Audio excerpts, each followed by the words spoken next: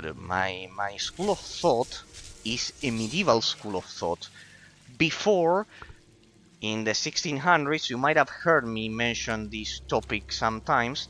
An individual from the back then Prussian Empire, Immanuel Kant, the zone that is now the northeast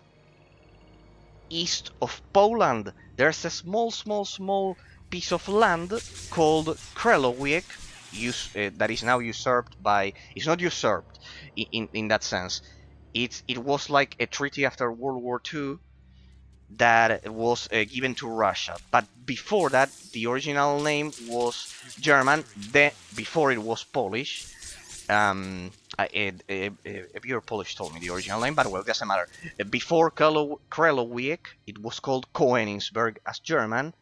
Oh, I'm lost already. Well, sorry, district. Basically, I'll try to simplify it as much as I can. Basically, that, sir, you don't need to know anything. A person called Immanuel Kant created the school of relativism that you see that I mention so much, and let's say I combat. I don't combat. Is that I am the opposite because of everything that I read. The person, Immanuel Kant, created something called relativism in the 1600s. I'm talking about. There's no need. The school of thought. What you need to know is that I belong to is previous to the 1600s. It's between the 1600s and the 1100s. In the medieval period, after the Roman Empire was sacked by the German barbarians, basically, and a lot of knowledge was lost because they burned everything. But then, you know that the Middle Ages are divided in three periods: the middle, late, and early ones. Well, in the early ones, this good sir called Thomas Aquinas, he's the father of realism. He recovered the writings of Aristotle and perfected them. It was the dominant stance of Christianity, basically. Just so you have a very, very... it's the philosophical base and dominant stance during the medieval period of Christianity, basically. That's realism, the opposite of relativism. Nowadays, unconsciously, 99% of the population is under the influence. Let's say it's not an influence.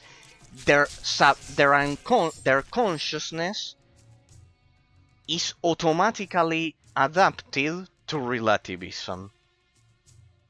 What I mention every day about the sum of our mental perceptions, of our opinions, determine reality. If we all agree that this gaming mouse is a chair, to call it a chair, then it is a chair. Why? Because for Immanuel Kant, precisely, only the mental perception mattered, and not how particles arrange themselves.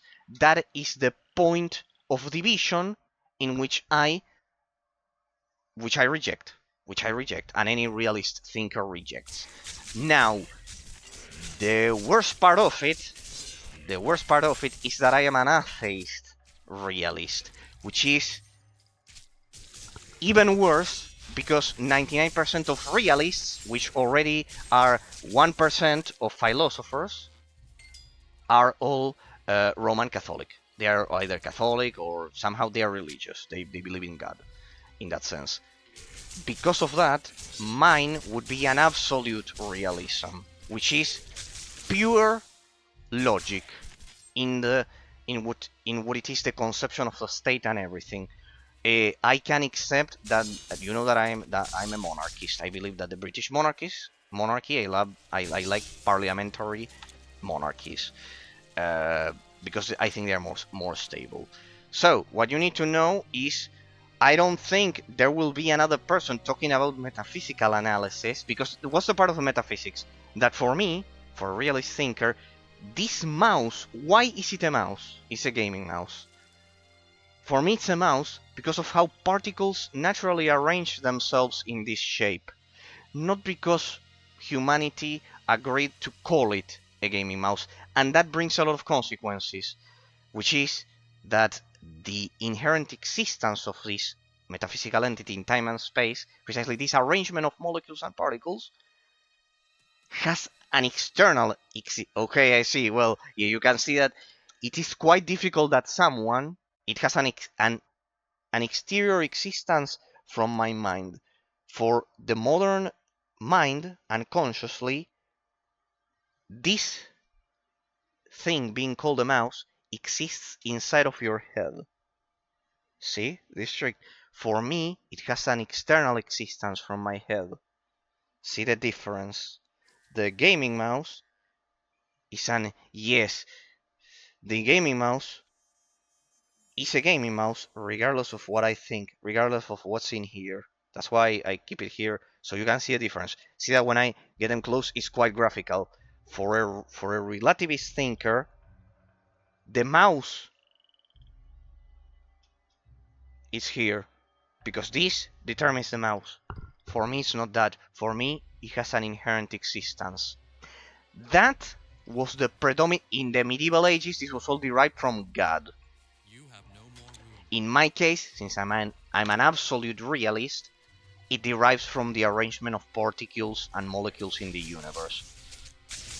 It does not mean that I haven't read about. As I said, I went to a Roman Catholic high school and university, and after reading both stances, while I didn't get the faith that, for example, Patrick has, believes in God, for example, in the world, there has to be more people like you in the world. It's highly improbable.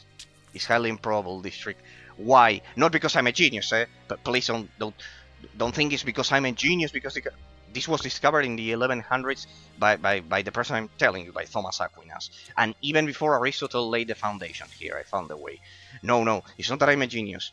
It's that I follow a school of thought that is quite uncommon. It's just quite uncommon because of something called the fallacy of relativism.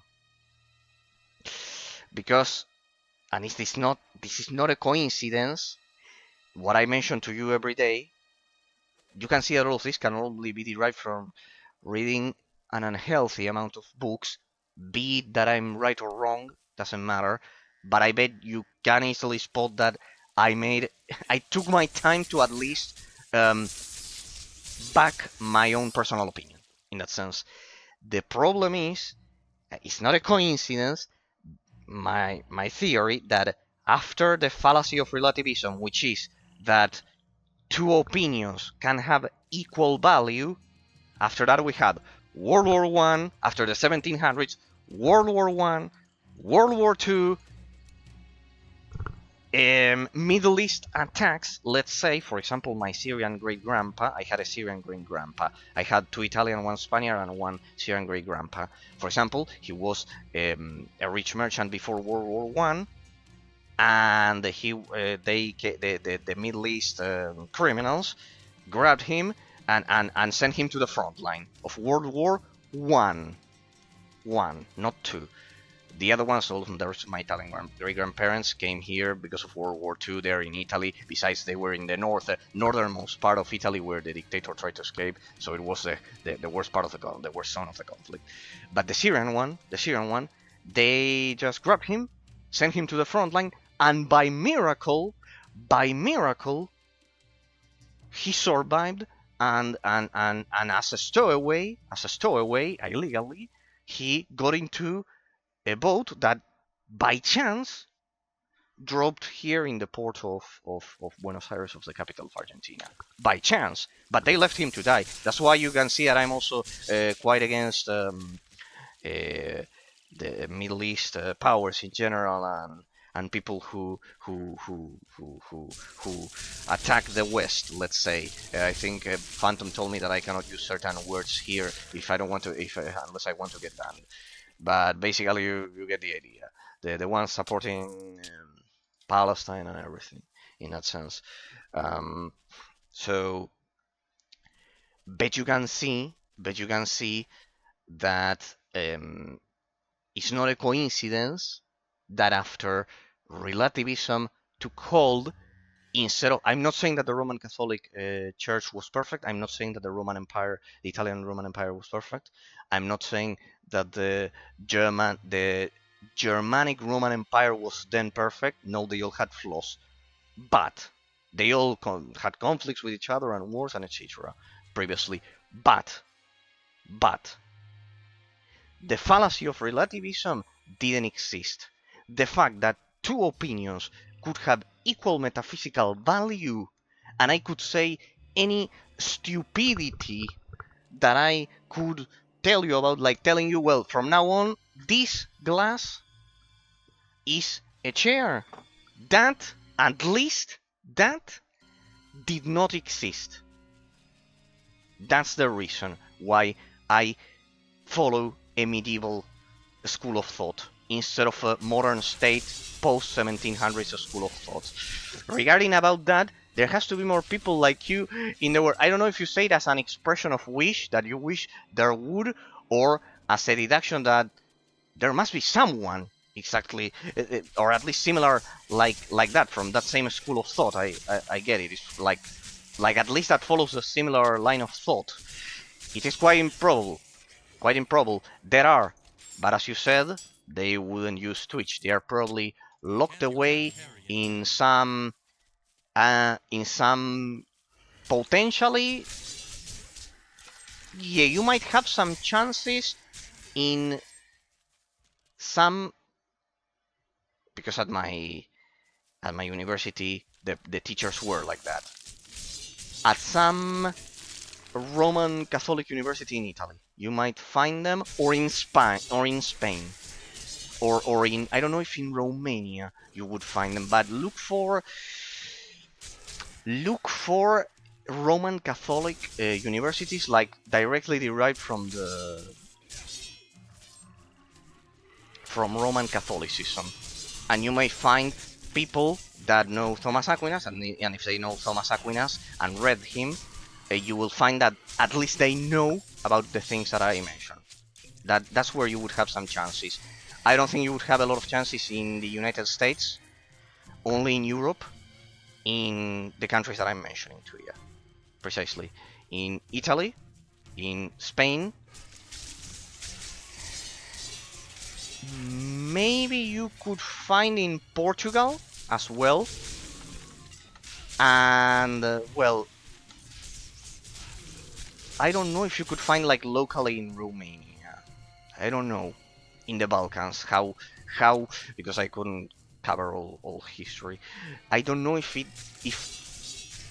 the Roman Empire actually, back in the old days, inaugurated some school of thoughts like mine, derived from there, and that they survived in that sense.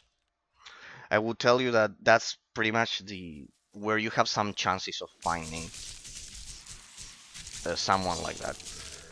Like that.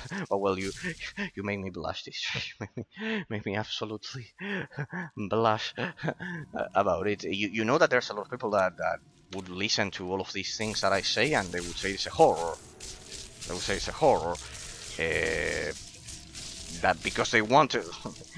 There's the fallacy of relativism. What I mentioned, that two opinions can have equal metaphysical value. Like if I say that this glass is a chair, it has the same value as if I say it's a glass of water. In sense, they like that. Generally, this is the see how subtle it is.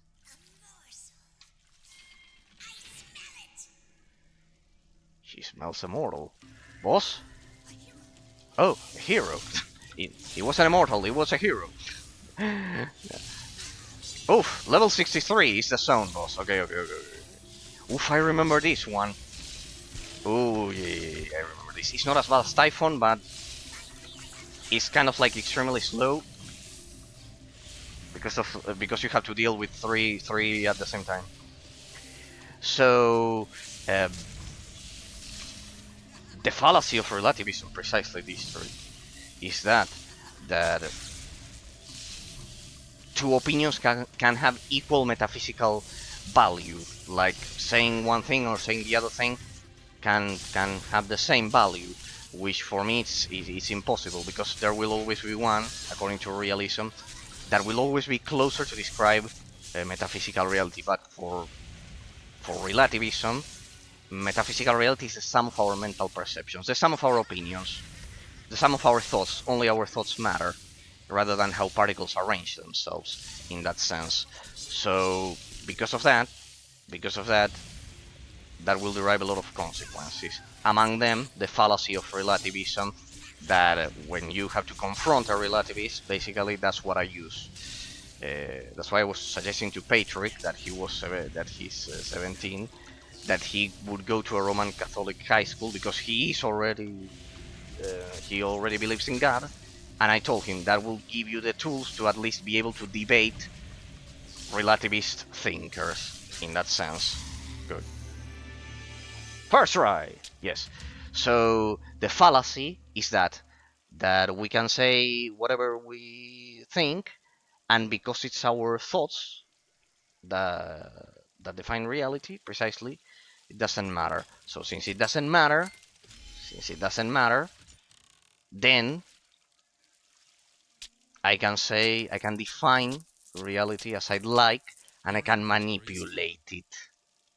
Since it comes from my mind, instead of we all recognizing how the molecules arrange themselves, then if you control the majority of the minds, this is the weakness and the fallacy, then you control reality. Because reality is the sum of our opinions, of our thoughts, rather than the arrangement of particles in time and space, which is a realist stance. See the problem? So because of how fragile, because of the fallacy of relativism, because of how fragile the stance is, the problem is that uh, when you control reality so much, you manipulate people to not be able to get to the conclusion and defend against it. That's the thing. Because of how fragile it is, I chose realism. And since I don't have the faith, which is a gift, everyone who believes in God, the theory of the immovable mover of Thomas Aquinas that I mentioned, Patrick, that when he joins next time I would explain it to him. Since I don't have that faith, I explain it from pure logic. I use the scholastic method of a Roman Catholic philosopher without the portion that derives it from God, in that sense. I explain the fabric of the universe not from the existence of God, in that sense, but from the arrangement of molecules and particles. In that sense, it's. I know it's quite brutal, but you can see, District, why my streams are like brutal for the average Twitch viewer. But you can see that. District. They are way too brutal. But for those of you who have the patience to at least, I don't know what happened to you the first time you discovered the stream. Like, I don't know what degree of weirdness it must have been, but I bet it must have been high. So yeah, for those of you who at least have the patience to listen to logically argumented viewpoints a bit more, I think I am at least giving you something of at least a bit of value. That's the thing. At least a bit of value. If you want to, I don't know, to debate in the future, I don't know, to deal with relativism, that I bet it will, and it has happened to you all. Like people saying, "Oh well, it's my opinion, and that's it," and never reaching any objective conclusions, and not logically argumenting it. Pretty much, at least I at least try to give you something of value in that sense, since you all give me your great company and kindness in that sense. So yeah, pretty much that's the idea. In that sense. So yeah, pretty much. Besides, I love doing. I love chatting in that sense with all of you because of that.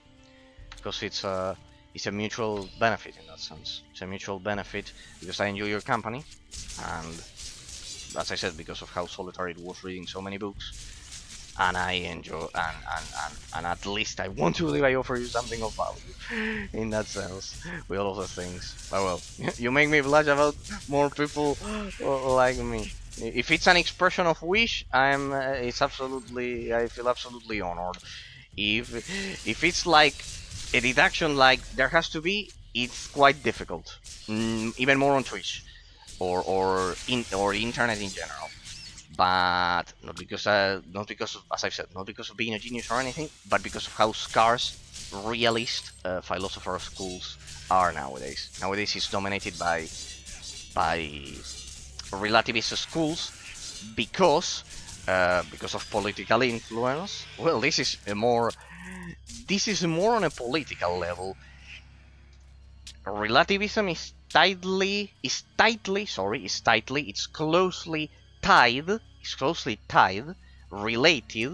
related to social sciences, while really and the modern political influence that we have, that is based on relativism, it requires of social sciences, psychology, sociology. See that now we have social justice, social this, social consciousness, environment. It's all social. My school of thought derives from biology and physics instead. That's why the other day I was I was watching the local TV, the Argentine TV. There was an Argentine teacher that went to Paris, right? I told it to Patrick the other day. He went to Paris, right? He talked about history and those things. He was a history teacher. He studied a lot here, and then he migrated to France, right? Because he liked being in Europe. You know that, as I said, we Argentines, you will find a lot of us there because of the type of a relationship with Italian blood, etc. Well, but he went to Paris. He learned French. He liked French, and he went to Paris. He was a teacher, and he couldn't say in a history lesson. This was on TV. He said it on national TV. At Paris, at a university at Paris, he couldn't say that men produced that the male brain was affected by testosterone. He couldn't say it, and that the female brain wasn't affected by testosterone. He couldn't say it. Because of that, he had to migrate to Hungary, precisely to Patrick's home, in that sense. He had to migrate to Hungary, and there he can teach. So, pretty much, but you can see that level of censorship, I would say something absolutely evident, but not from now. Don't think that was discovered now. It was discovered like 100 years ago. That if it's not 100, it's 70. But the fact that the male brain is designed, it's affected differently by biological processes than a female brain. This is not better or worse, just different in a neutral sense, but different, and has consequences. He couldn't say that. So, why is that? Because there's a political push that they don't even understand that it's derived from relativism, because they don't read about history, the politicians. They are just told what to do and they do it, basically. But who knows who in that sense. But you can see that there's a correlation between what I'm telling you and the advent of socialism in the last 15 years. Of populism, in that sense. Populism is telling people what they want to listen without caring about your own mental deductions. You tell people whatever they want. You can see that I say unpopular things on stream, right? People, it must have happened to each of you that at least one thing you didn't agree 100%. That's the thing. Uh, Populism is that it works in such a way that you always listen whatever you would like to listen to.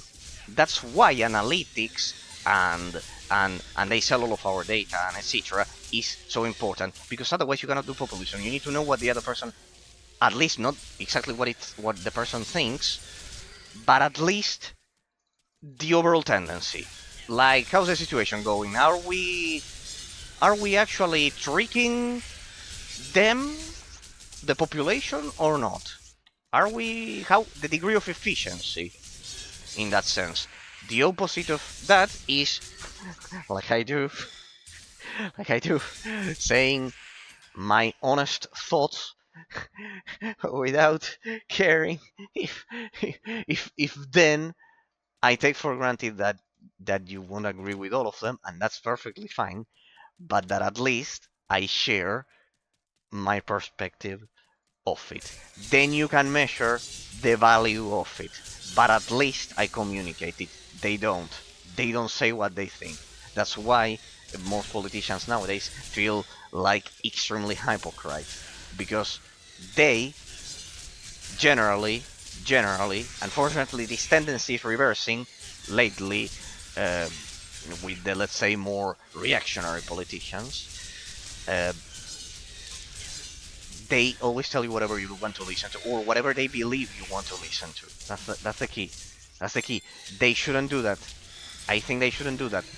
You should say, of course, if you know that the thought is going to be quite aggravating, and without any kind of purpose or balance for the value of what you are saying, yes, of course, don't go around insulting people on the street. I don't agree on that at all. I don't agree on insults, 100%. But the opposite pole is never saying your honest thoughts in a polite way. Like I do, you can see that even if the things I may say are unpopular, I say them in a polite way, like at the most polite I can, but I share my honest thoughts in a polite way, like without saying it in an aggressive way, but my honest thoughts in that sense. So that's why that's why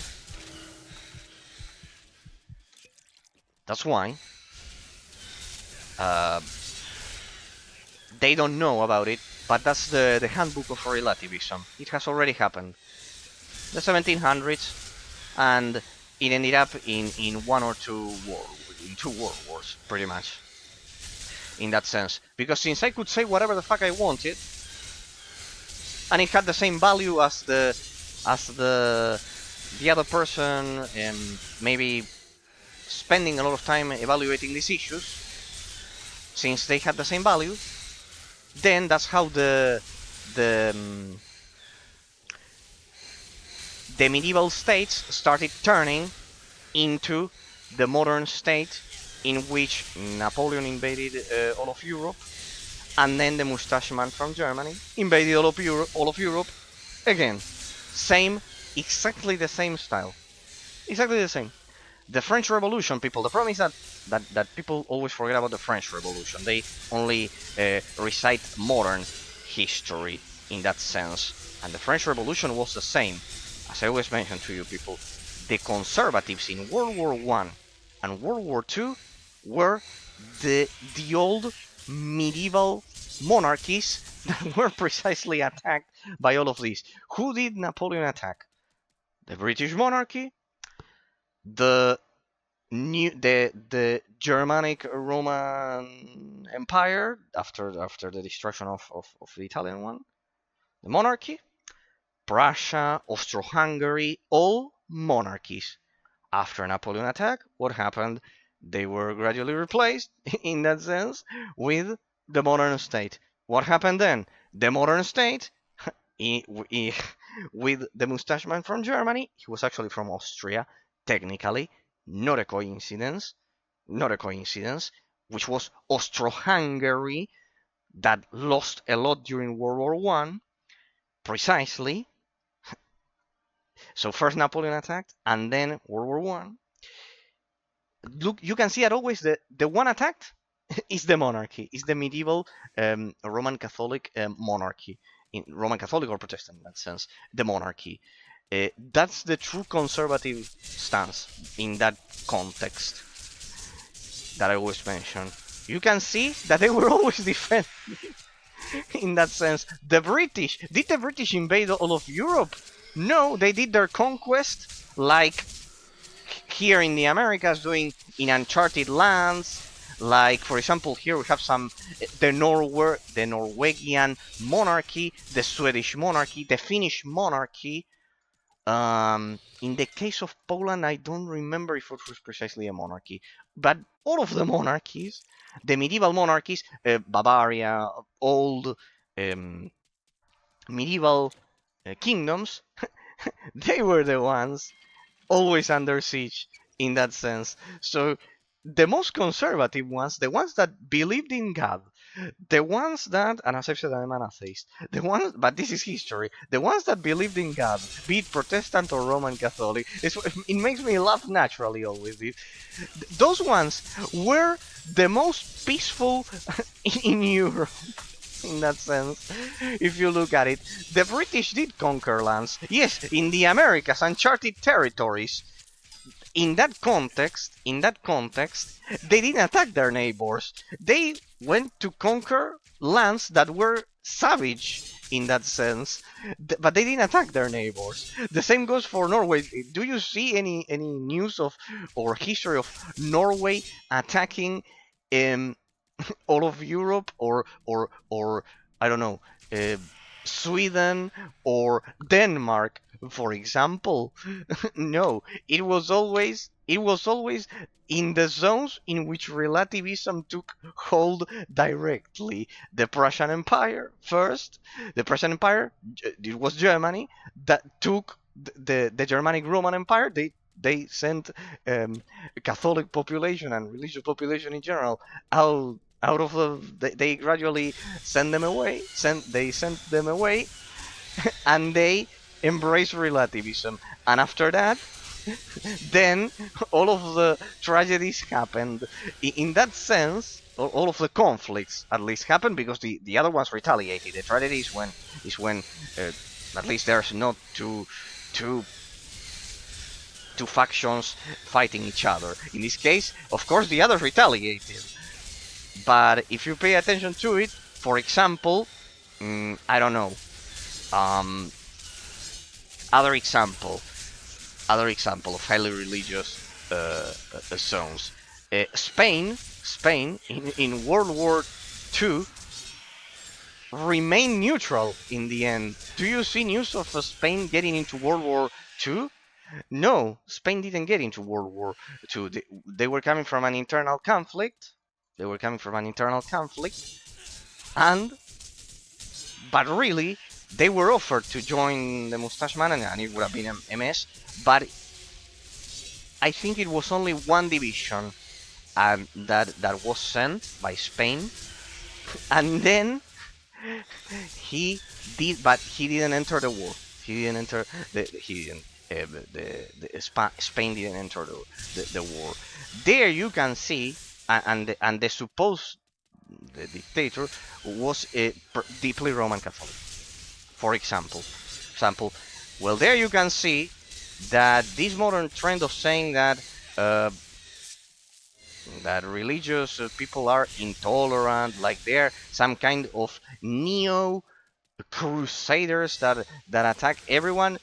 First of all, I would argue that they are being heavily attacked, and it would be weird that they don't retaliate because of the massive illegal migration that is being thrown into Europe. First, it would be weird that they don't retaliate at all because they are kind of like affecting culture. First, second, throughout history, it has been proven that monarchies, be them either Protestant or Roman Catholic, either derived from the Roman Empire or, let's say, Viking tradition in general, British,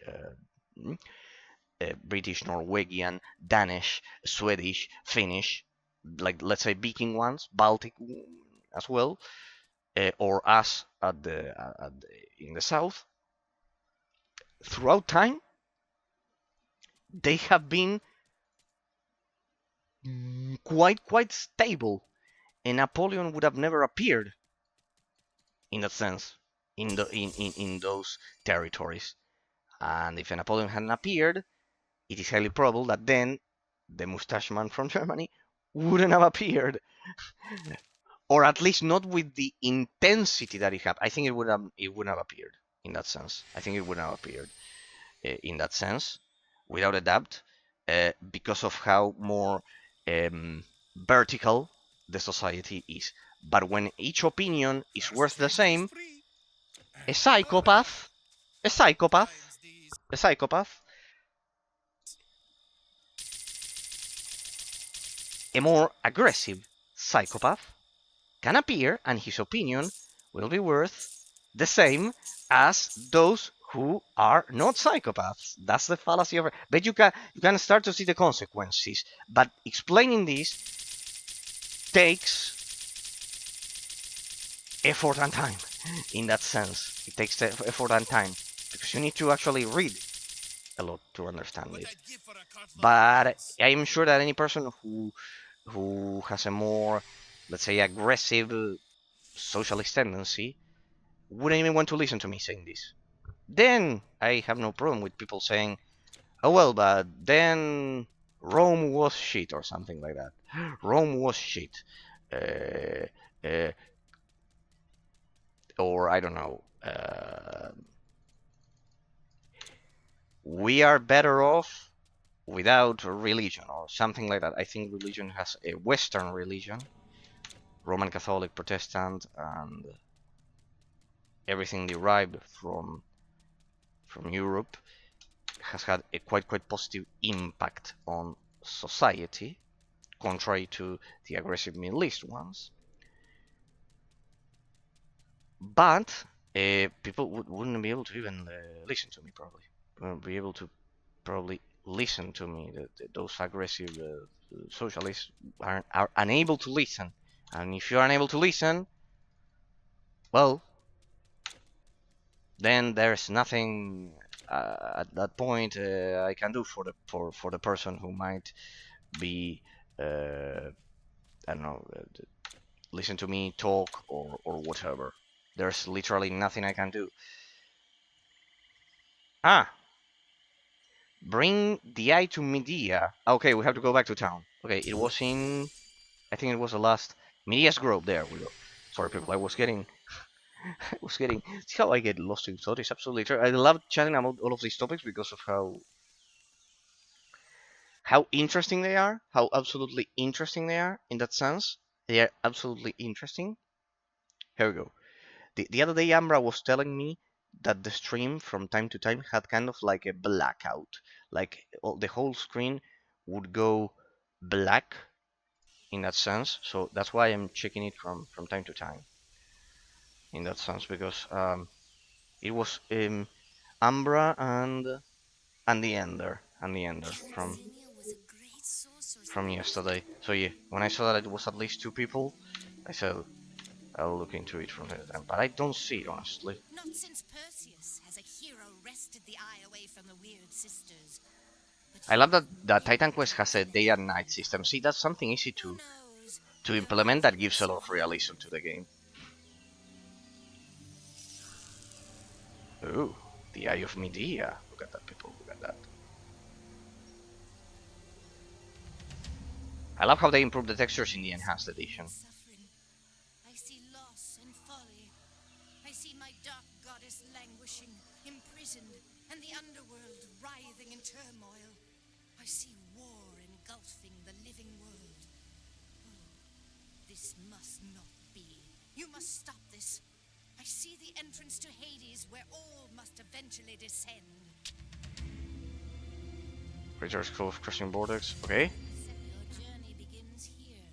Follow the footsteps of the few who have walked among the dead. It will not be far. All right. Fleet of foot and strong of We are getting into Hades. Oh, this zone is quite brutal, people. This was the original expansion of the game. The original expansion of the game back in 2008. that they released. This is not a modern expansion. This was the first expansion that they released when the game was kind of like released, like 2006, and I think this one was 2007, 2008, something like that. We're treading upon sacred ground. Okay. So yeah, it's always quite funny to me. It's always quite funny that when someone when they say, for example, here I can while chatting, for example, um, while chatting with Patrick, for example, Patrick, if you are watching, you're also uh, great and amazing. You're also great and amazing, and hope your what you told me the other day, that I inspired your hobby of reading all of those books and etc. You also made me blush like this trick with the things you all say. I I I'm always humble in that sense, and never feel deserving of so much love. For example, he is also he believes in God. He believes in God. He's religious, a religious person, and you could see that, for example, him or any of you could I don't know, say or be, for example, just so you have the perspective. Anyone else watching this as a YouTube, but most of my audience here is, I don't think they are precisely um, uh, communist socialists. I had only one Polish viewer that just couldn't stand me, I guess, because of that. They are not, and they could have thought that since I am from the Americas, from South America, which is in the collective image of the population because of Central America, this is the detail, not because of South America. The problem is that we are like grouped together.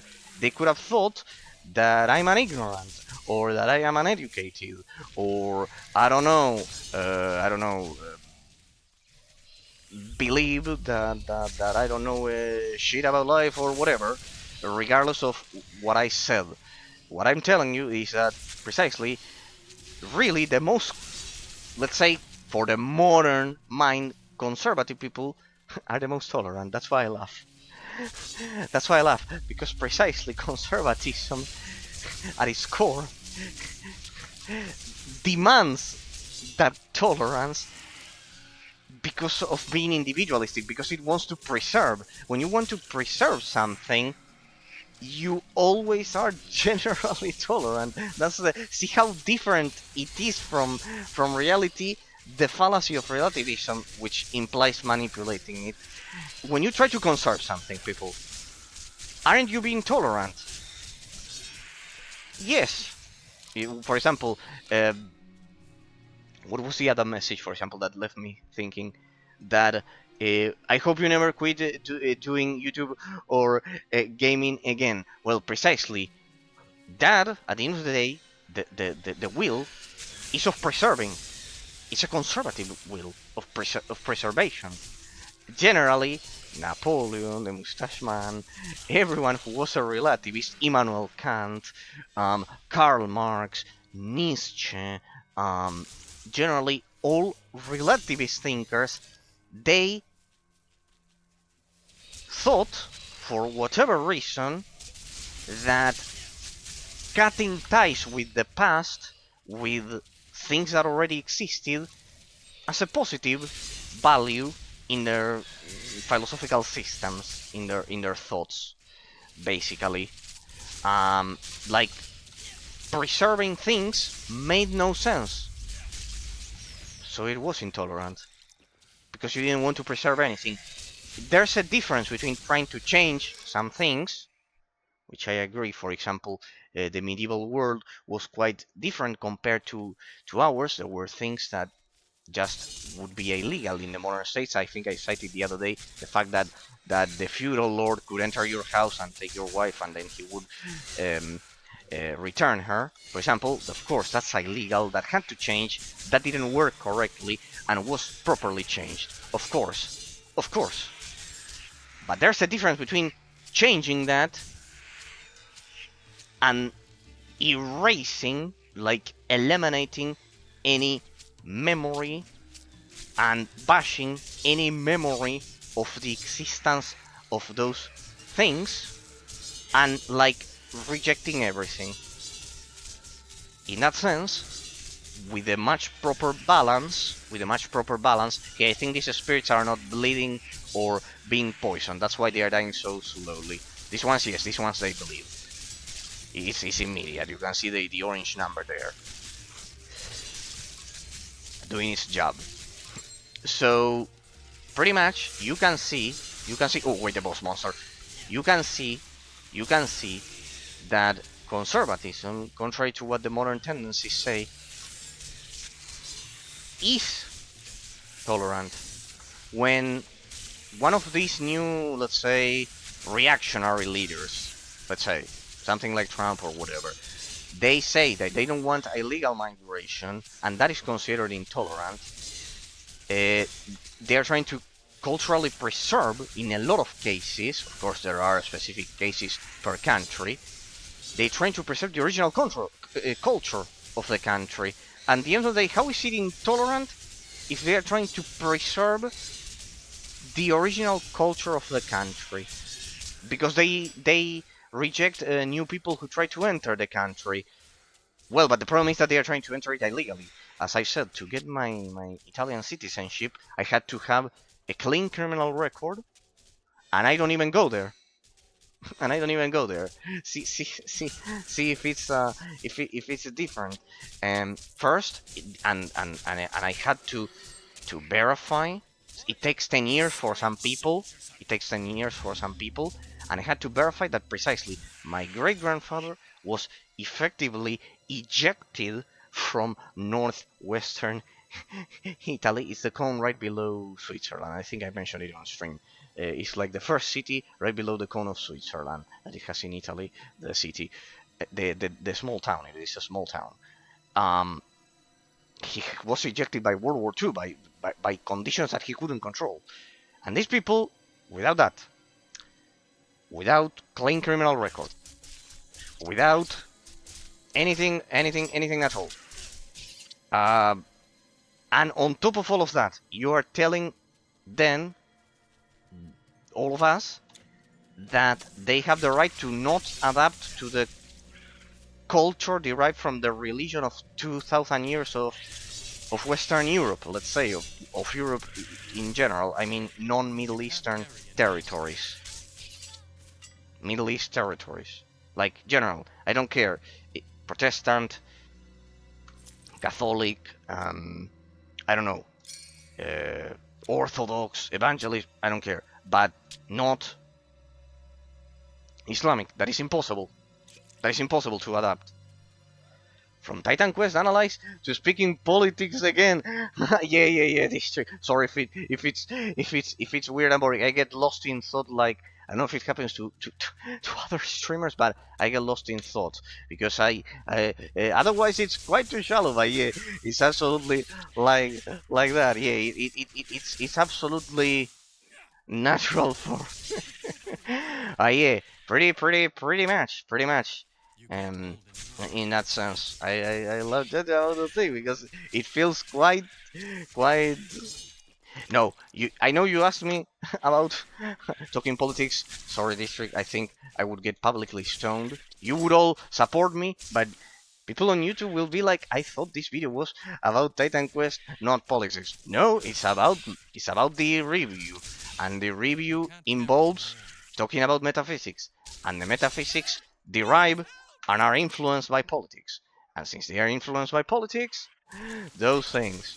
No, besides, with that, there's also another thing, District. With that, I also try to make sure that, or you have to cut the politics. No. I wouldn't know. That would be limiting unless someone tells me that really they want to watch the stream and it's like really bothering the person in that sense, like it feels truly bad for the person, which I highly doubt because of how polite I am when I say the things. I don't think so. Like, cut it like a separate bulb, like do them separately. Yeah, you told me that.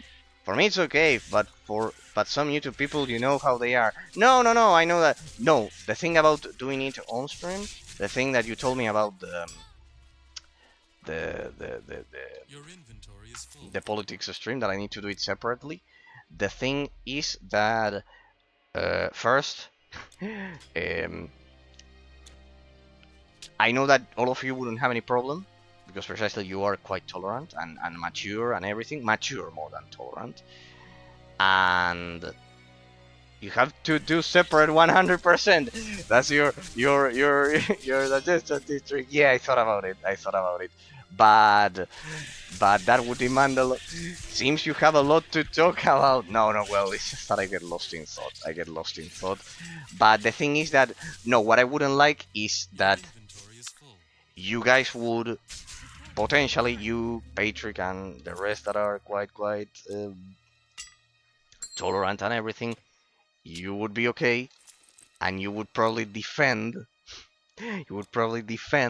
some of the things that I say precisely because of all of that, and you would engage in a glorious battle with the other group that may think that I'm a medieval crusader in that sense. so that's what I wouldn't like, that two factions would then turn the chat room into a battleground. In that sense, it would generate a lot of views, without a doubt, but I don't think I am here for that. I would try to moderate it appropriately, I don't know, and really, for now, I don't have the tools for that at all, in that sense. But that I have a lot of to talk about. No, is that I watched some in the past, but when I generally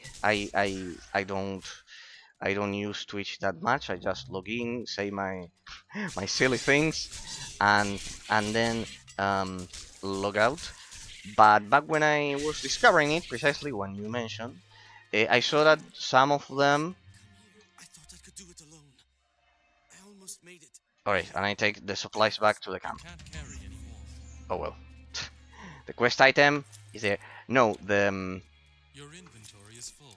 Oh, this zone is the one with the frame drops. I see. This zone is the one with the frame drops. No, I saw those. I watched those streams, and in a lot of cases they were also silent. And I said, well, in my case, I spent 5 years reading books silently, playing the games offline silently. For example, I have several exotic consoles to show that I want to, but I don't have a video capture. I need to get a video capture. I have a lot of exclusive consoles to show, and I thought I spent so many years like in silence reading books, and these streamers, a lot of them, were also silent. I said, what a pity. I would love to know what the person thinks, to his honest thoughts, and pretty much,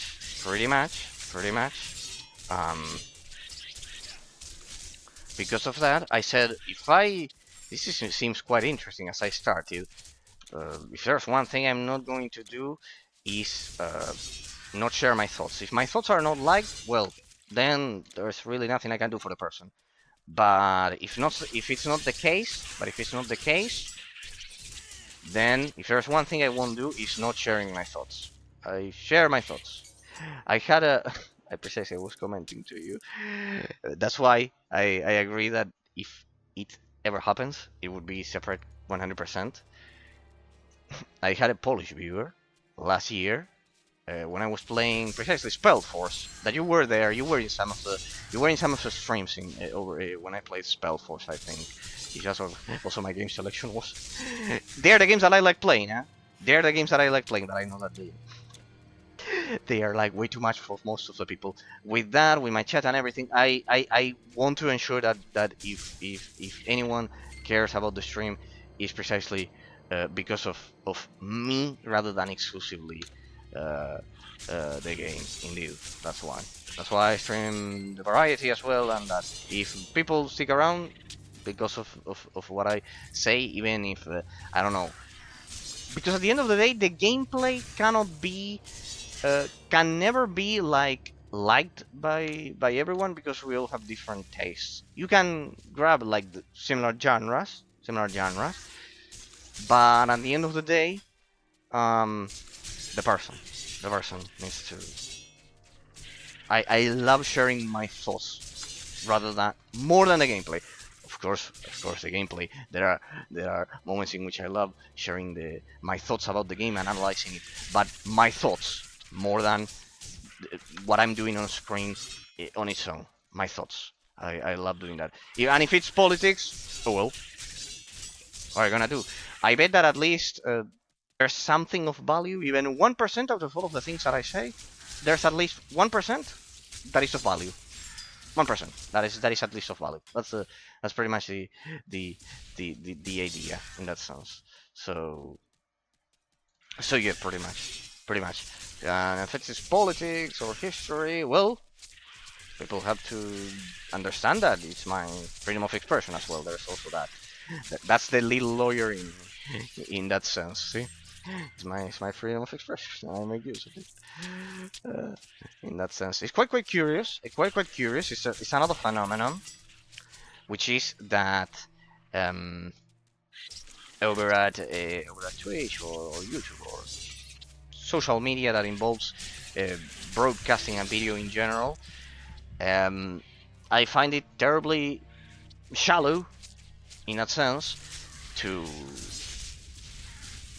that you have the opportunity of having a person uh,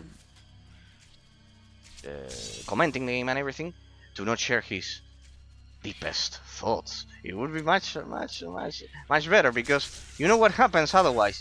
You know what happens otherwise. The ones that do share their thoughts are the most radicalized ones, and the, let's say, more normal neutral population, they are never taken into account. You see? That's the thing. That's the thing.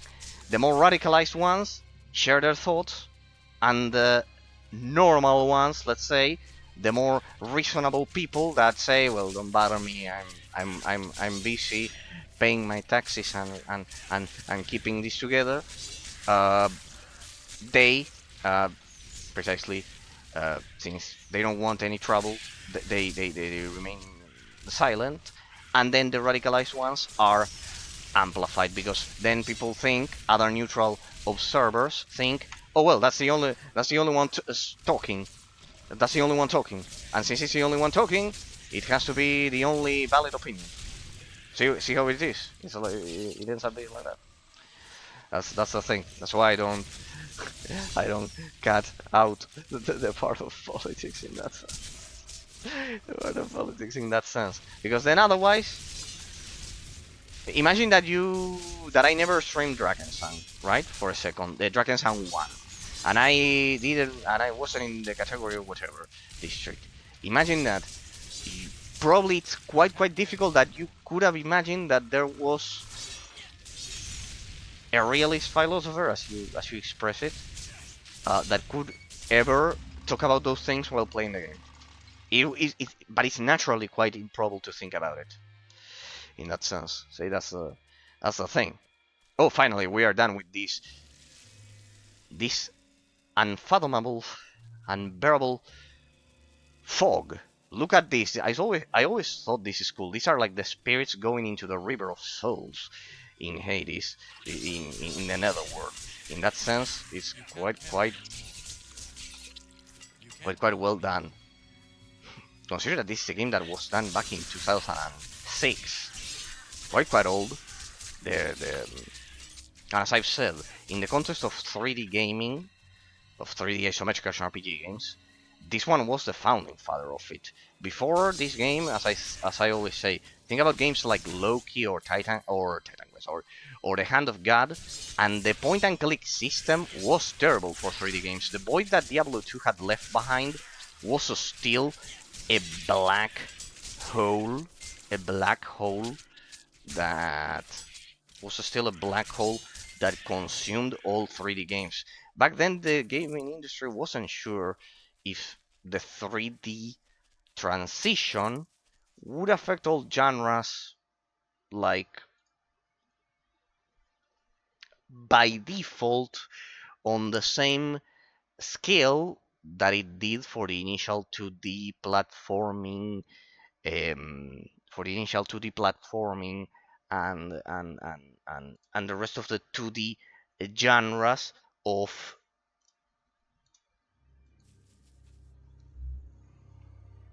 the fourth generation of consoles of the Super Nintendo and the Sega Genesis. In that sense. So, in that sense, Titan Quest. I'm running out of potions again. I will grab some. Then.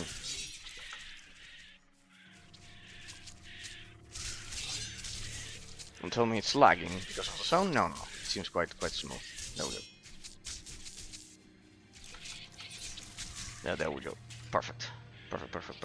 There we go. No, because I see that some zones have that terrible problem of lagging. There we go. So no, but it's so smooth. There I see it's so smooth. So pretty much, the TitanQuest was a pioneer of the 3D isometric action RPG genre, and the point and click is extremely precise in that sense. Well, it's sad that most of the games. This is the other aspect of the reviews. Now that precisely District mentioned it before, I feel terribly bad that old school games didn't get the attention they deserve. Hello, David, from the bottom of my heart. Raid. Okay, it's probably an emote that didn't work there. District, hello, David. Hey, how are you doing, David? David? How are you doing? Thank you from the bottom of my heart. Crazy Scarzo W, hello. I remember you from one of the first streams of Dragon Sang Online. How you doing? People, thank you from the bottom of my heart. You all warm my heart visiting me. I just did the epic boss fight at the beginning of the stream. Sadly, District was the only witness. Yeah, good memory indeed. But now, for you, Crazy Scarzo, I remember that you said the legendary phrase. But now I have an emote for all followers of the channel to represent it without getting banned, because I don't know if the developers of Dragon Sang Online, I don't know what you all think, that they would ever ban you for calling them a certain creature of the forest, that in that sense, but I created an emote for all followers of the channel to, indeed, that one, David, indeed, indeed, Lul. Indeed. Now you can see that little koala District there found about it as well. That little koala, you can see that he's confused because he's doing everything he can to please you all with Dragon Sang Online, and you don't value it precisely. So the koala is confused. He's doing everything right. He doesn't understand why you hate it so much. So, and I also thought that specific koala face is quite. If you pay close attention on your screen, he's quite happy. He's happy about everything regarding that. He's extremely happy in that sense. He doesn't understand why the community thinks exactly Crazy Scarzo. He doesn't understand why the community calls him several creatures. by now, District, Crazy Scarzo, David, I have heard even worse stuff 100% about the game by now. I've heard all kinds and types of insults I cannot understand. I was mentioning it to someone over at Discord, precisely to the Ender there from Poland. Always a kiss to him, a kiss to the Ender, that he's there over at that he discovered the stream yesterday. He mentioned to me at Discord then after I finished the stream, and all the problems that the developers have and that you will tell them over at their official Discord and etc. And I mentioned to him, I cannot fathom how a developer can have such a kind, dedicated, passionate community about an older game, 2010, the release date, and still don't intelligently capitalize on that. Like, intelligently, I don't know, improve the quality of life for everyone to make sure that their loyal, amazing, and kind community actually does what they love, playing the game. Like, it's not that hard really. That's why I created the emote for the koala that is so confused, because they probably believe, the Chinese company and everyone, that they are doing something correctly if they don't change course, and they are confused as to why you all despise the course of action. No, I read the history, the complete history, not with capital H. That would be the subject at school. The complete history of Dragon's Angle Online, and I was commenting it to the viewer at Discord. Um, it was like this for all of you that missed. You have the first stream was released. I did it, but anyways, the the original developers of this game, Raydon Labs, that developed Dragon's Sun 1, that District saw it.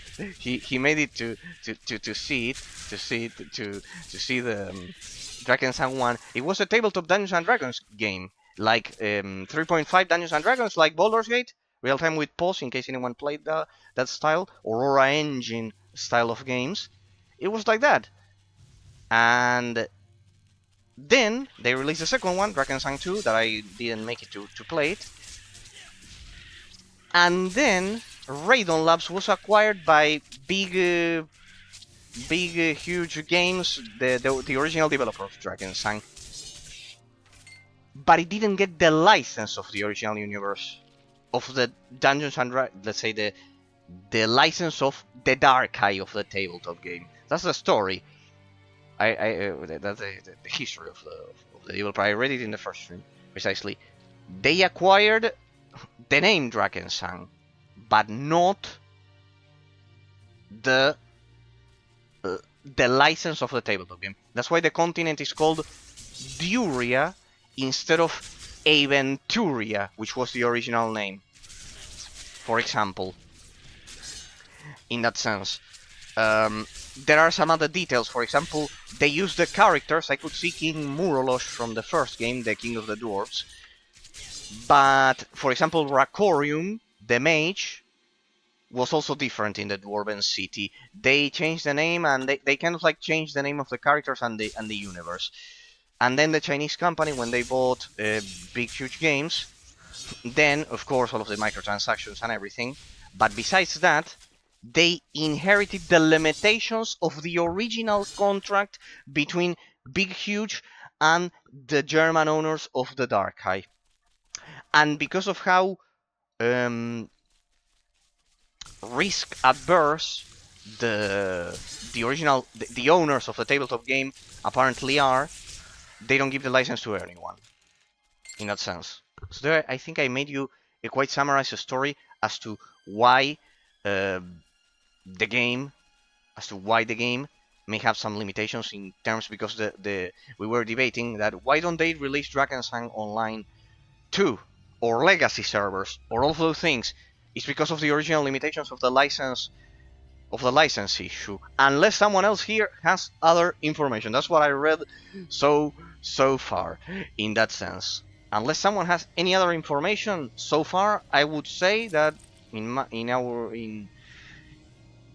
investigation in the first stream, that's what I do whenever I start reviewing the games.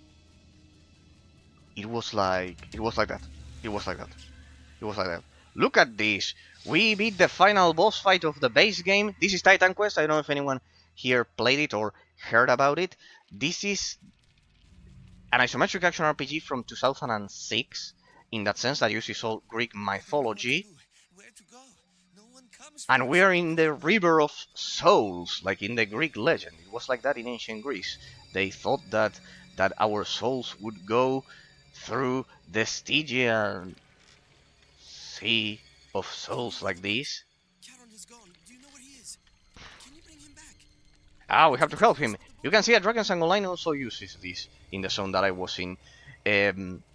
This game is the precursor of 3D isometric action RPG games in gaming history, in that sense, because after the void left behind by Diablo 2, that was in 2D, you can verify it even nowadays, that Age of Empires 2 and Diablo 2 are still popular in 2D. Back then, I was precisely mentioning that it wasn't sure if 3D gaming as a whole would affect all genres equally in that sense. All of the genres from the 4th generation of the Super Nintendo and the Sega Genesis, like it would affect 2D platformers in the transition to 3D platformers, but it wasn't applied. It wasn't applied to, or people wouldn't know if it would apply eventually to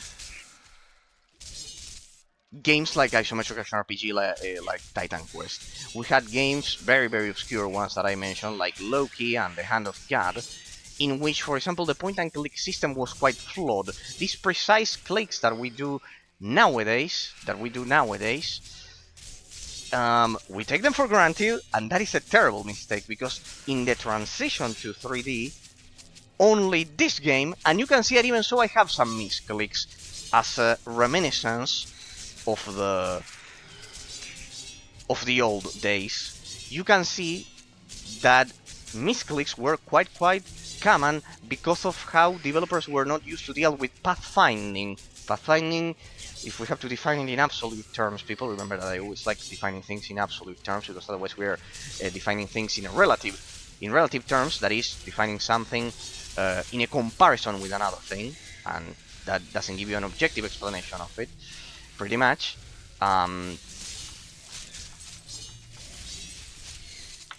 In that hang on a second. Then I can explain you my build, in case anyone is interested in trying out the game.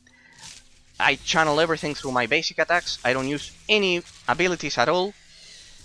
I'm a fragile glass cannon, and as you can see, the bleeding and the poison is doing its job there, but I am playing on epic difficulty, 10 levels below what I should be doing. Quite brutal. So that's why I'm doing something quite that requires a bit of focus, but pretty much in the context of 3D gaming, we really wouldn't know if the isometric action RPG genre would see that there are some misclicks still. We take it for granted, but the pathfinding, which is ensuring that the units that you are controlling, several if it's a real-time strategy game, or one if it's an isometric action RPG game, they follow the path accordingly, and that the point-and-click system works appropriately. And while we take that for granted nowadays, back then, for Diablo 2 and for the rest of the early 3D games, it wasn't that common.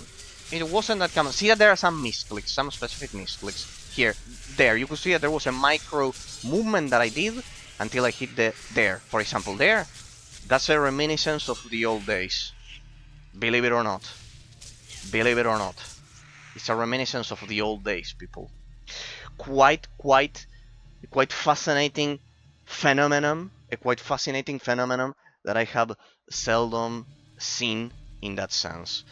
So I highly recommend TitanQuest to anyone who might have liked Diablo 2. This is also the precursor, the direct precursor of Grimdawn, in that sense. The creators of this game then developed Grimdawn, and now I can see that there will be a discussion in the future, because they are releasing TitanQuest 2, if actually TitanQuest 2 is TitanQuest 2, or if it's Grimdawn and TitanQuest 2 is actually TitanQuest 3 in that sense. So pretty much, I highly recommend you play isometric action RPG games in this historical order. First, of course, Diablo 2, the father of the genre. I recommend you the Median Excel mode, people.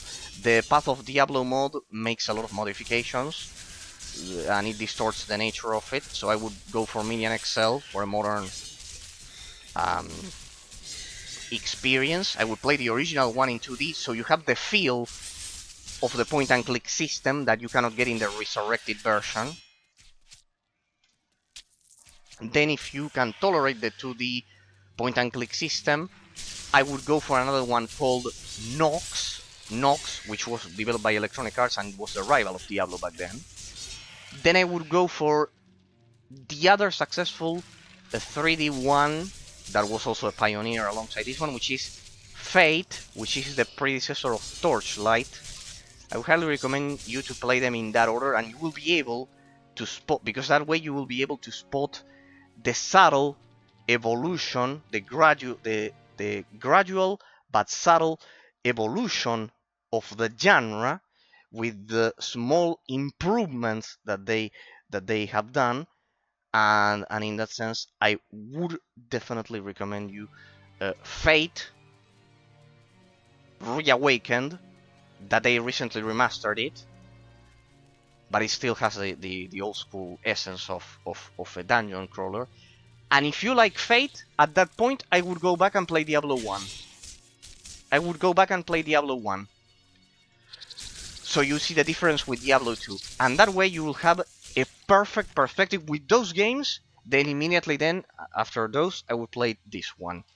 But this one has been modernized a lot in that sense. But that way you will have a solid base at then measuring the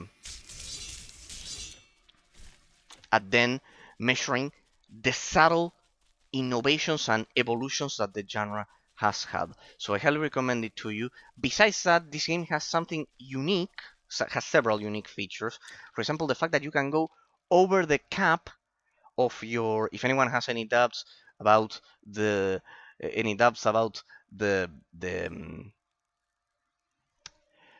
the combat system of the game and the elemental damage types, basically ask me, please. Don't be shy in that sense. Never be shy in that sense about the skill tree and everything. If you don't understand it, basically, just you have a general idea. See how similar it is to Drakensang Online. I think the developers of Drakensang Online based that game on this one. The only difference is that you have to increase your base mastery to unlock the different talents of the skill tree. In that sense, it's quite well done. So, and besides, with your gear, you can also modify it to the point that this game is so versatile. That's the key. In the case of TitanQuest, it's so versatile. I think it's one of the most versatile isometric action RPG games. I know that they are called Diablo clones in a lot of cases. You know that I did the genre classification. You have it over at YouTube in the first stream. But I basically do metaphysical reviews precisely, and I analyze things like the influence of the level design on the gameplay mechanics, things like that. And the genre classification, which is what I do at the beginning of the series, besides the history of the developers, like I did with Drakensang Online, that you will love so much, is to precisely objectively define the metaphysical entity in time and space in absolute terms, in that sense. And precisely when you say isometric action RPG, you're already defining the camera angle, you're defining a lot of aspects that you just wouldn't get from the description of saying it's a Diablo clone, this is a Diablo clone. No, if I'm telling you that, I'm not objectively defining the metaphysical entity in time and space, in that sense. Alright? See, you can see, level 65, well, I've improved a bit, 9 levels above me now. You have freed me, but can I go on while others suffer? No. The Charon. We need him to row the boat. I cannot move Charon's boat without his oar, and I fear that the ferryman has discarded it when he left his post. If you could find the oar, I will take it up and become a ferryman myself. In the meantime, I shall return to the boat. Okay, so he needs that object in order to hey, that's a lot of gold. He needs that object in order to finally unlock the next zone of the game. That's it. Okay, so we have to give him back his door there. But you can see that all of see how versatile the game is. This game was released back in 2006, and this expansion here is 2008. This particular expansion that I'm doing. I'm trying to get to the legendary difficulty. I'm playing on epic difficulty. It's kind of like the second tier. I want to get to the third tier to unlock the Embers expansion, as you can read from the title description. Basically, this game was extremely versatile. Not only it fixed the point-and-click system in 3D isometric action RPG games, see that I'm describing the camera, the fact that it has RPG elements and everything. There's a component of role-playing that inherently and consciously immediately takes your mind to stats, to looting objects and everything. See how the objective description, that's why I call it isometric action RPG rather than Diablo clone, precisely. Why I like being as explicit as possible with the genre classification.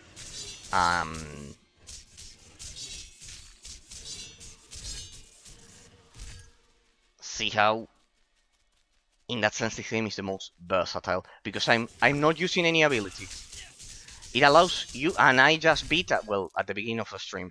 You will miss it because it was at the beginning of this stream. In 40 minutes, level 55, my character.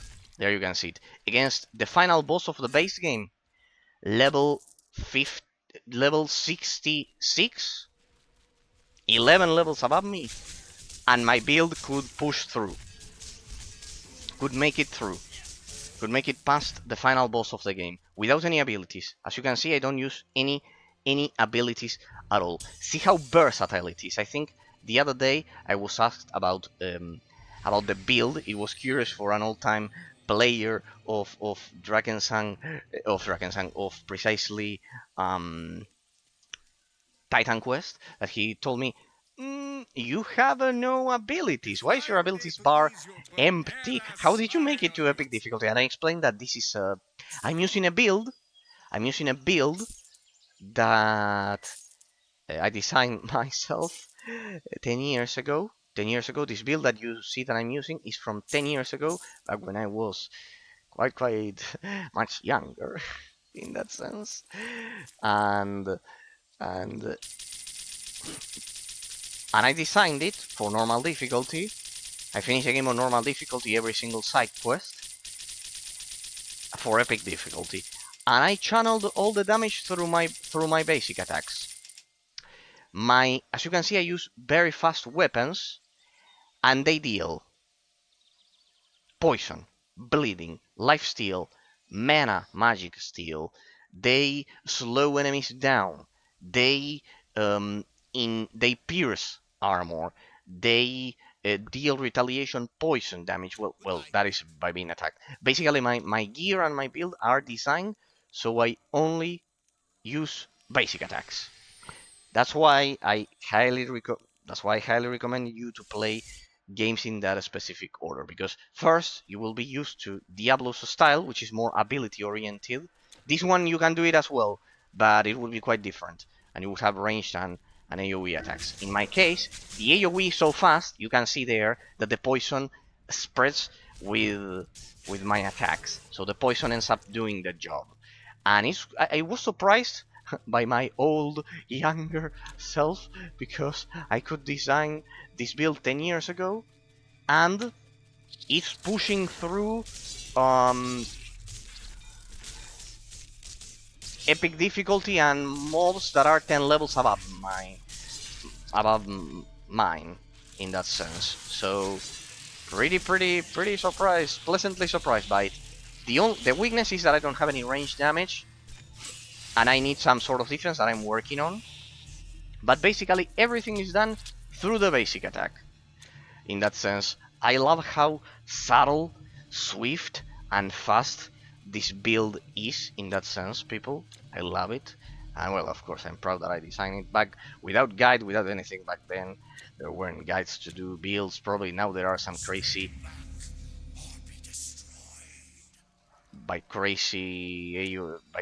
guides and everything. Defeat Sharon, cross through Midia's portal, cross the river Styx, 6 Tiresias in Hades. Okay. Oh, what's that? Oh! That's Charon, Ferryman of the Styx. Okay. Let's see. See, level 67. The bosses ramp up. Oof. Alright. I bet you guess what would have happened had that hit me. Alright, when he says rise. Okay. There we go. But you can see how my poison is pushing through 10 levels below. It's 67 against 56. More than 10 levels. 11. You can see how the poison... Oh! Second phase! It's a moment. This isn't even my final form, people. Yeah, sorry, I had to do it. Sorry. I had to do it. This isn't even my final form. Alright. See that I'm also draining mana. See how the attack speed gets faster as I deal the damage. So as long as I can survive the initial attack, see how fast it's going. In that sense.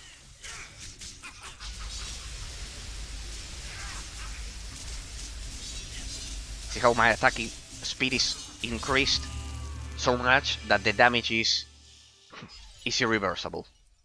It's absolutely brutal. There we go. The ore. We got some legendaries there. That's a nice fight. First try, epic difficulty. Yes, people, yes. Quite good. What now? There we go, the fountain. This could be easily a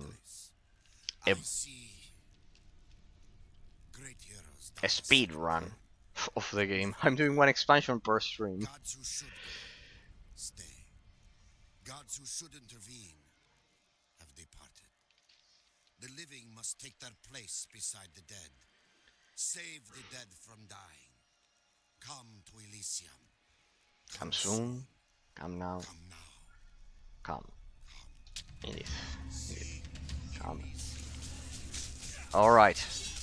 But as you can see, I am quite proud of the skill tree in that sense, because it definitely it's pushing through, it's making it past epic, the second tier of difficulty, with all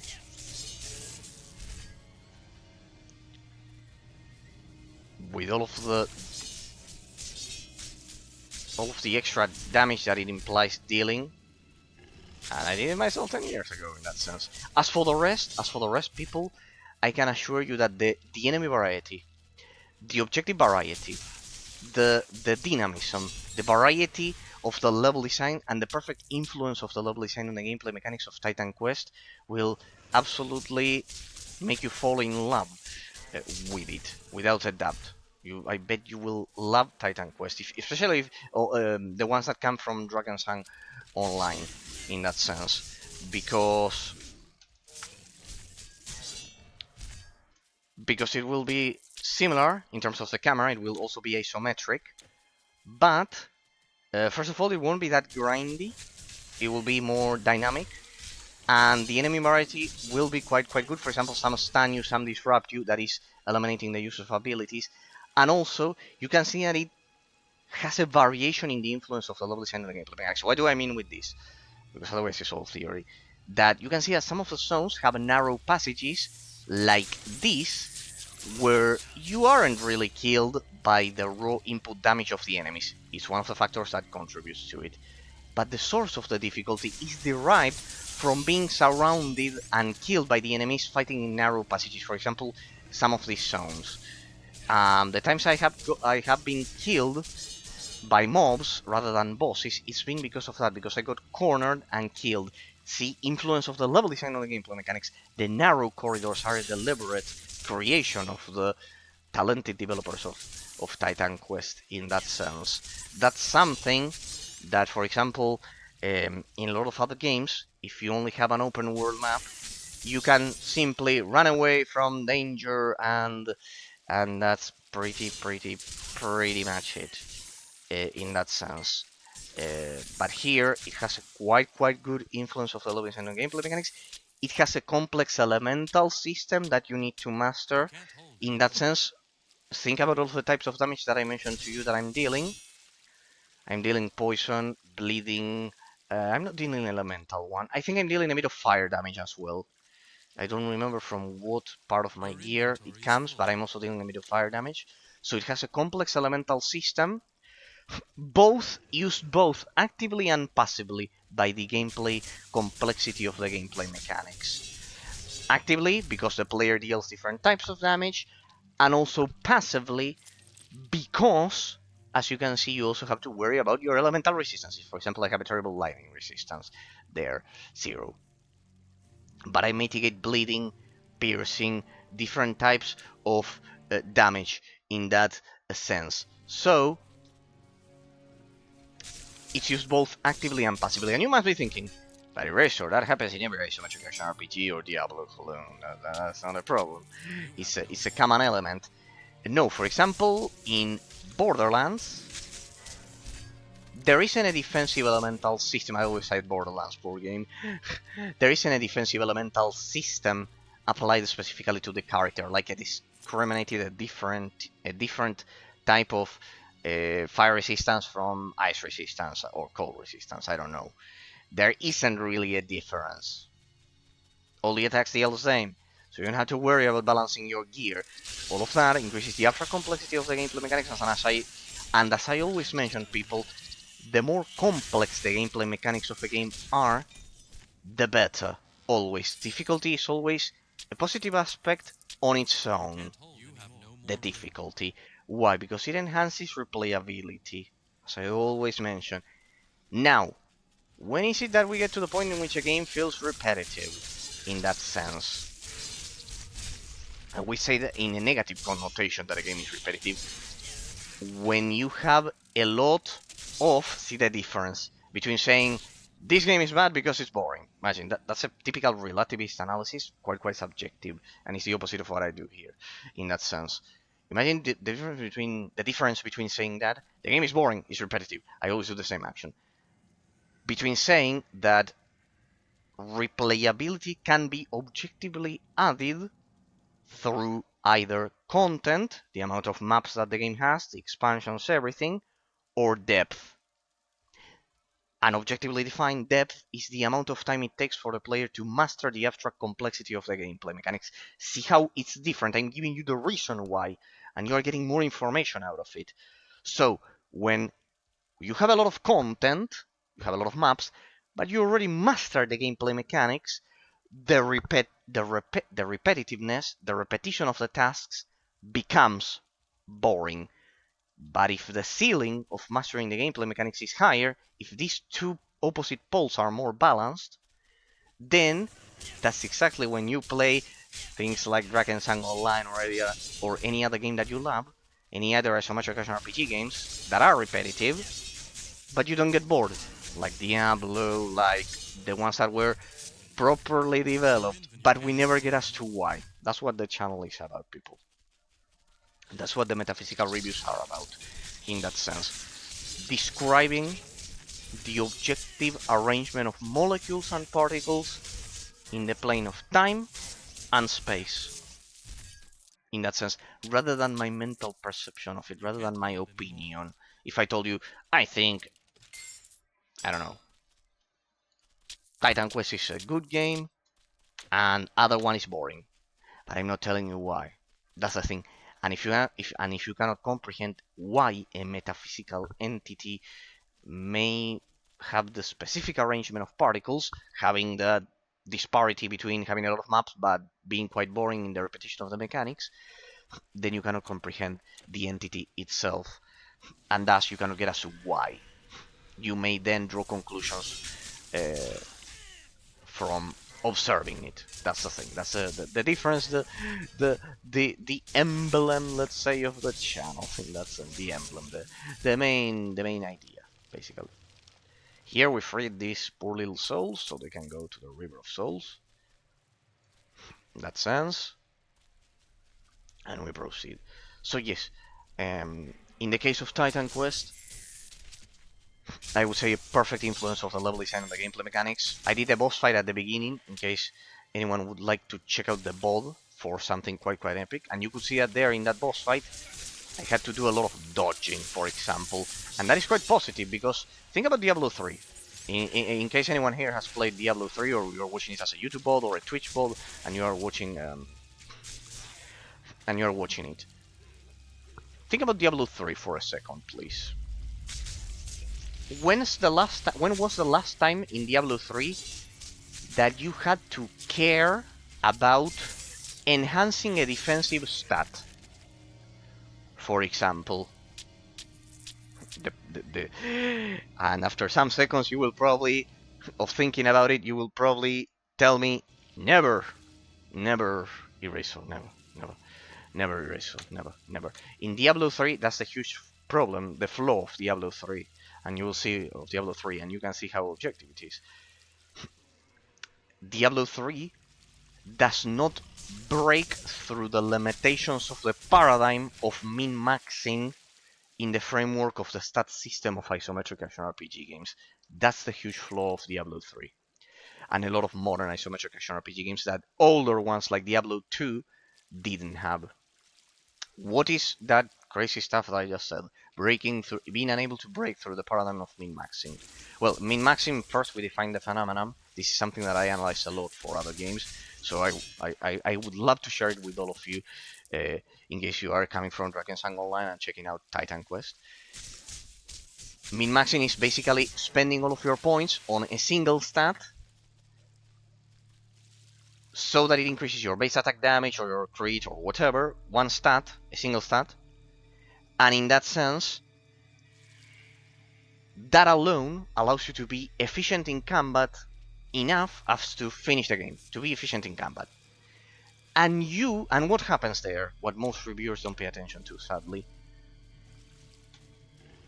that you're effectively eliminating 50% of the gameplay mechanics. The case of Diablo 3. Why? Because in Diablo 3 you kill mobs so fast that you don't have to care about investing any points on any potential hypothetical defensive stats that the isometric action RPG could have. Health, evasion chance, health regeneration, blocking chance, whatever. In Diablo 3, in a lot of modern isometric action RPG games, you kill mobs so fast that you don't have to care about defense. And what is defense? It's 50% of the gameplay mechanics. In an isometric action RPG game or RPG game in general, what are the two main actions that you can do?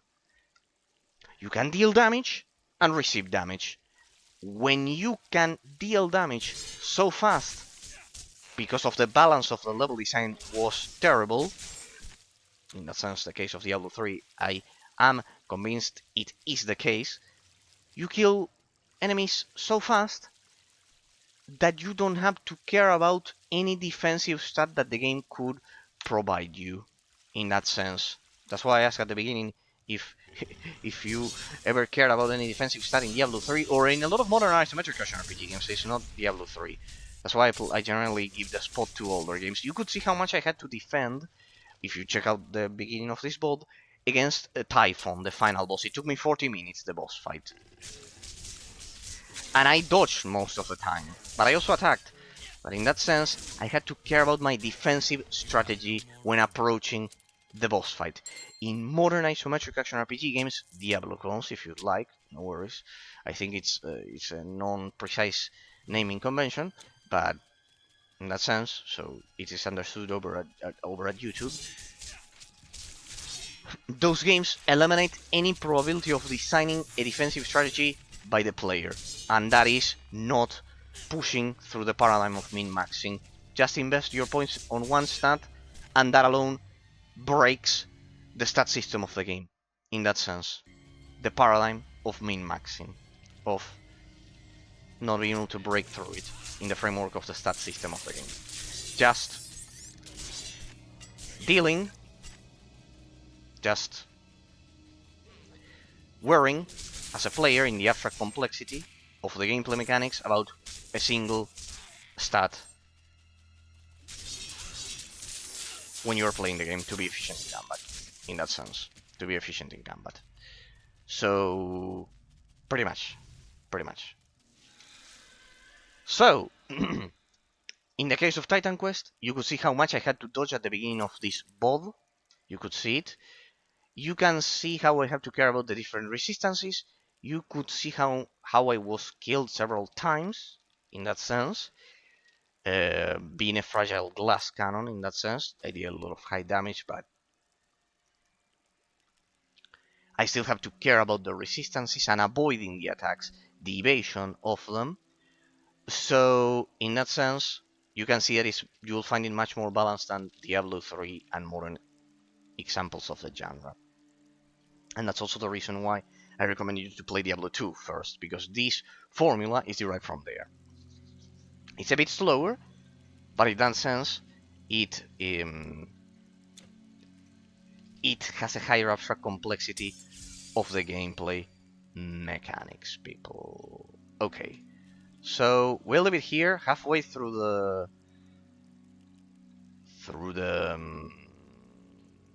Immortal Throne expansion, right? We'll leave it here for today. If anyone has, I know that most of my audience is from from Europe, so they have to go to sleep in that sense. So we'll leave it more or less here. Let me check the time. Yes, we'll leave it more or less here. We'll leave it more or less here, and we'll continue next time. Today we beat Typhon at the beginning of the bot, in case anyone is interested.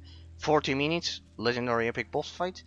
And well, you have the beginning of the bots of Drakensang Online over at YouTube. They should have been uploaded by now on these days. So first of all, no, here. First of all, thanks from the bottom of my heart to District, of course, for accompanying me today through the boss fight and the whole stream, and deep thanks to David and for the raid. Deep thanks, you're all so incredibly kind, and Crazy Scarso as well for remembering those criticisms that we did to the developers of Dragon's Dogma Online. So thanks from the bottom of my heart. Thanks this week also to Ambra and the Ender. They are the Ender over at Discord as well, and Flying Energies for visiting, and Patrick as well, to all of the old viewers of the channel, let's say, well, old and new viewers of the channel. So thanks to the new to the incredible new three new three new Twitch followers this week, and also the subscriber over at YouTube is the same person, the Ender. Thank you from the bottom of my heart. I deeply, deeply appreciate it, and your company above all. So thanks from the bottom of my heart. Thank you, District, as well, and Flying Energies for visiting me and your company. Thanks to you, David, as well for the raid. Thanks to Crazy Scarso, and well, anyone in general who might have taken the time to watch this as a YouTube bod or a Twitch bod in general. That, and because of your time zone, you couldn't tune in today. No worries at all. Deep, deep love from here. Hope you have a great, great weekend, and see you all on Tuesday, people. See you all on Tuesday. Hope you have a great weekend, and here. Hope you have a great weekend. And as I've said, if you like, there you have the guys. And if you liked Drakensang Online, I bet you will love as well TitanQuest. That's why I'm streaming it as a leisure gameplay here. I'm not analyzing it that much with the final review and everything, but in that sense, I am quite glad that I could share this one as well with you as a great game recommendation. We'll continue with the metaphysical analysis of Drakensang Online on Tuesday. And then we will get through half of the Immortal expansion here, and finally finish this expansion. And then I think I need to do Ragnarok to unlock the Embers expansion and Legendary difficulty, finally, which is the objective that I set out to do here. It's gameplay that I would do on my own offline, but I like sharing it with you. People, it's been my pleasure. See you all on Tuesday. Have a great weekend. Bye bye. Bye bye. Love you all. You're all great.